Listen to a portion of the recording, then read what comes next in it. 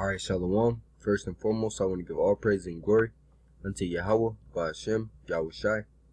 Double honors unto the elders and apostles of GMS Great Millstone. Shalom to Yakim, preaching his word in sincerity, diligence, and the truth.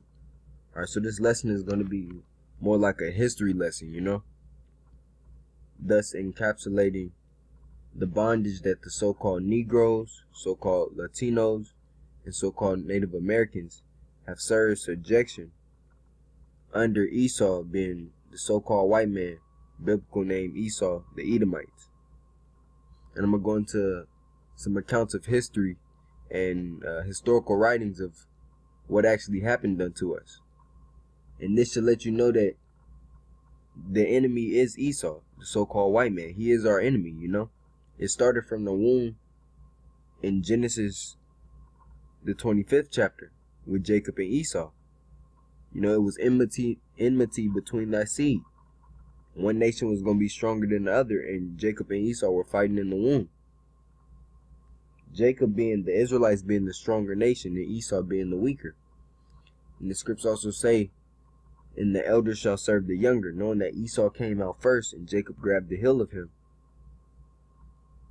That prophecy still has to be fulfilled. So I'm going to get into it. This is Deuteronomy 28:15. It says, but it shall come to pass, if thou wilt not hearken unto the voice of the Lord thy power, Yahweh Ba'ashem Yahweh Shai, to observe to do all his commandments and his statutes which I command thee this day, that all these curses shall come upon thee and overtake thee. So if we weren't to hearken and listen and do exactly what Yahweh Ba'ashem Yahweh Shai said, all the curses from Deuteronomy 28:15 down were to be enacted upon us because of our disobedience. So I'm going to go into a couple of these curses and bring out those accounts. This is Deuteronomy 28 and 40. I'm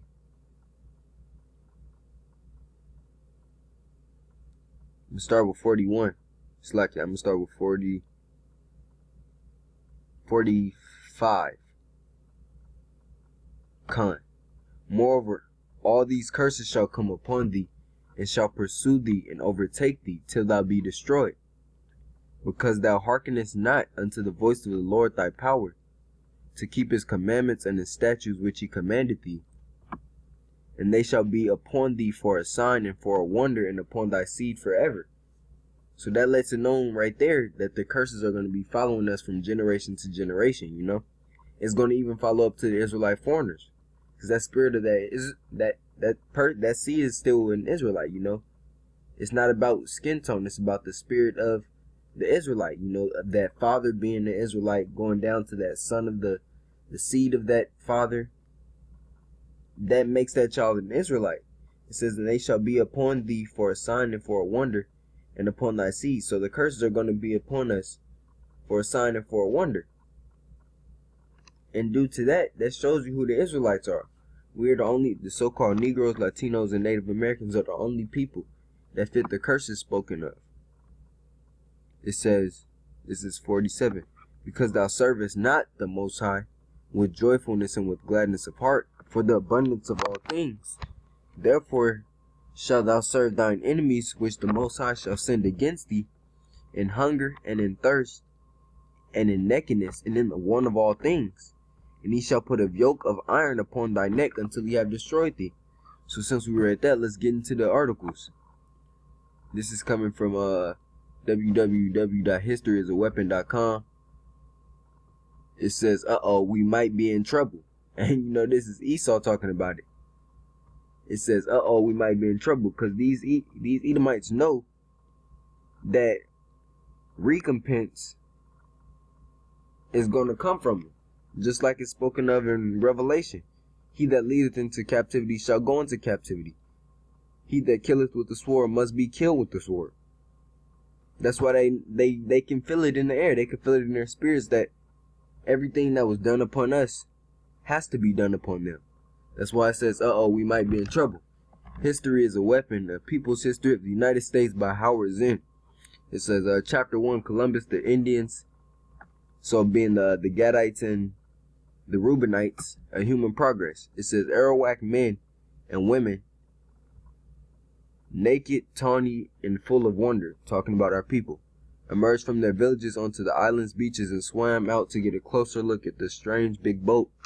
When Columbus and the sailors came ashore carrying swords, speaking oddly, the Arawaks ran to greet them, brought them food, water, gifts. He wrote this: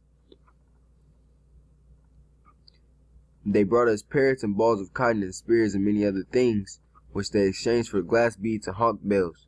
They willingly traded everything they owned. They were built with good bodies and handsome features. They do not bear arms and do not know them," meaning our people were a peaceful people. You know, when it came down to it, yeah, we would fight one another, but it wasn't in a big scale, you know. It says they were built, it's like it, they do not bear arms and do not know them. For I showed them a sword, they took it by the edge and cut themselves out of ignorance. They have no iron, their spears are made of cane.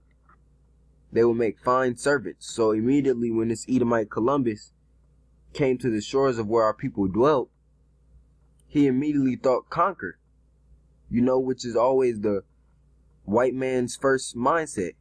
Oh, we have to tear these people down. We have to kill them, you know, because that shows you who the devil is.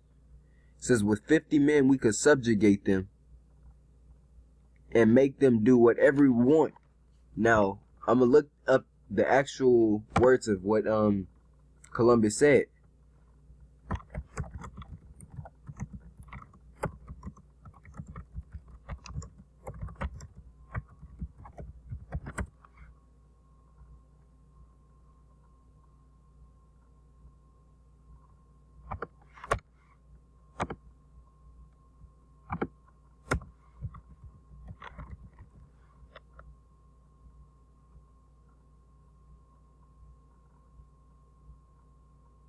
Salah.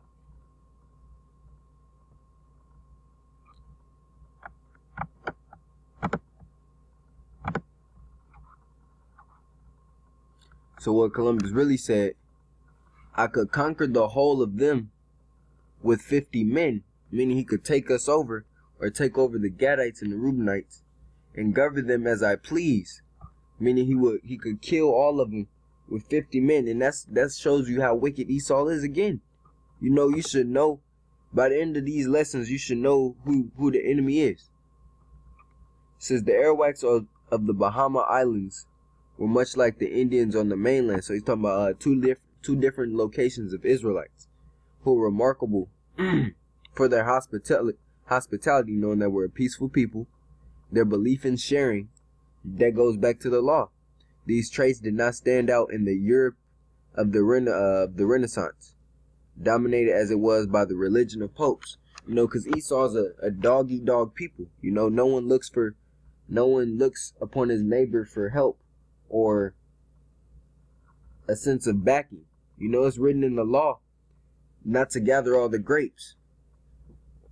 For the Count Salaki, if I paraphrase that. But it's written in the law that if someone needs help, that's an Israelite, that they're able to go onto another man's land, a fellow brother's land, and be able to eat of that crop. But when you look at Esau, he's a selfish man. It says these traits did not stand out in the Europe of the Renaissance, dominated as it was by the religion of popes, the government of kings, the frenzy for money that marked Western civilization and its first messenger to the Americas. Let's go down. Because when Columbus was sent over here, he was sent to get riches of a land. You know, they say he landed in America. That's what they teach you in schools, but he really didn't land in America at all. I'm trying to find some more of this. You know, I'm picking through it, Salaki.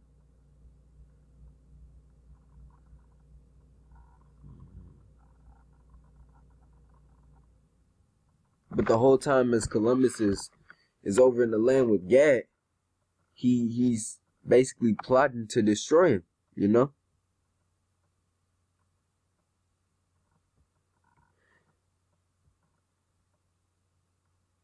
Right here, on Hispaniola, out of timbers from the Santa Maria, one of the ships that Columbus had, which had run aground, Columbus built a fort, the first European military base in the Western Hemisphere. he called it Navidad, Christmas.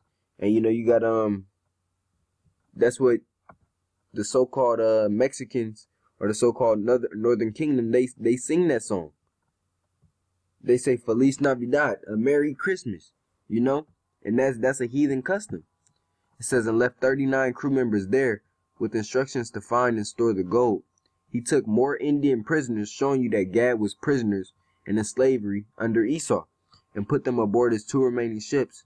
At one part of the island, he got into a fight with, I don't even like saying Indians, I'm going to say Gad and Reuben, who refused to trade as many bows and arrows as he and his men wanted.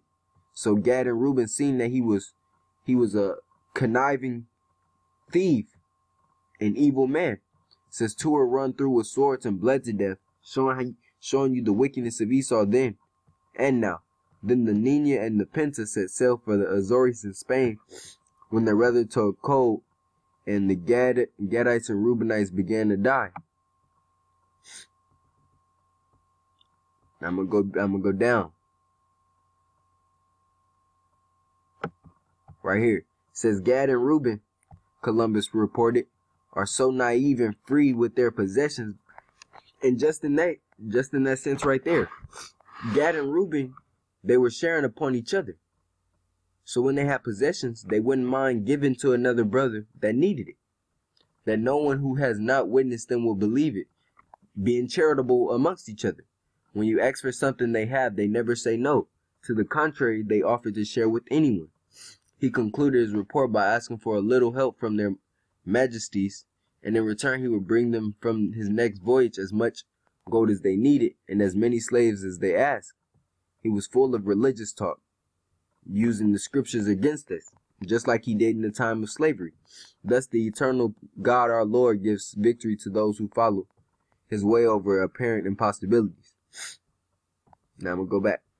I'm going to go down. It says, because of Columbus's exaggerated report and promises, his second expedition was given 17 ships and more than 1,200 men. And what was this to? This was to not only conquer, but to also take the riches and resources of the land in which Gad and Reuben had there. It says the aim was clear: slaves and gold, right there.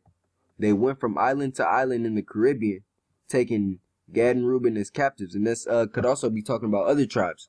Because in the Caribbean, you had, I want to say Manasseh, Levi, and Manasseh, Levi, and Ephraim. Right here, and it speaks of it right here. But as word spread of the Europeans' intent, they found more and more empty villages.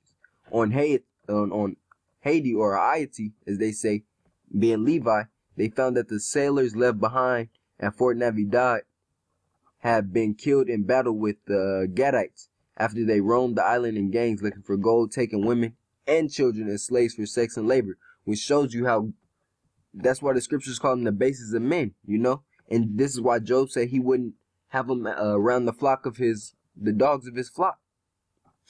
He's even taking the children and committing sexual acts with them. But Jake don't know that Esau is the devil, you know.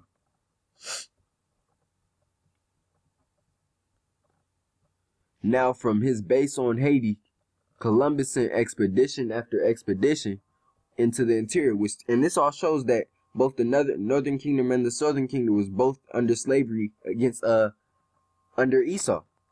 It says they found no gold fields, but had to fill up the ships returned to Spain with some kind of dividend. In the year 1495, they went on a great slave raid, rounded up 1,500 Arawak men, women, and children, put them in pens guarded by Spaniards and dogs, then picked the 500 best specimens to load up to ships, talking as if we're just purchases, or as if we're just material items, like we're not people. Of those 500, 200 died en route.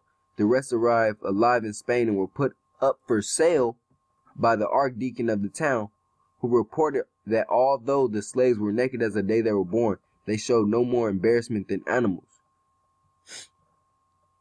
Let us in the name, Columbus later wrote, let us in the name of the Holy Trinity, which is off, go on sending all the slaves that can be sold.